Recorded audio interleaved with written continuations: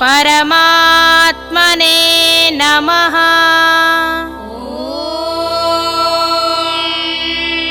श्री परमात्मने नमः। श्रीमद्भगवद्गीता श्रीमद्भगवद्गीता अथ दशमोऽध्यायः। अथ दशमोऽध्यायः।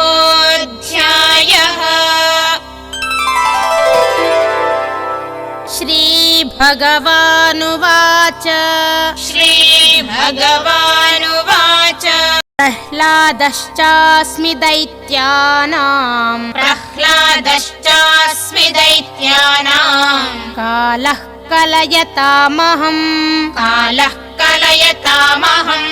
मृगाणां च मृगेन्द्रोऽहम्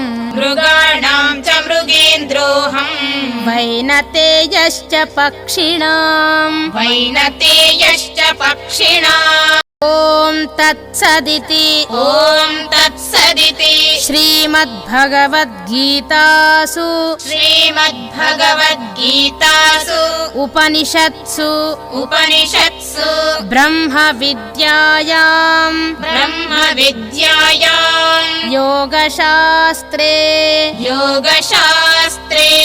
श्रीकृष्णार्जुन संवादे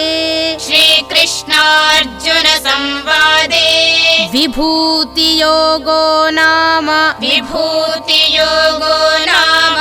दशमोऽध्यायः।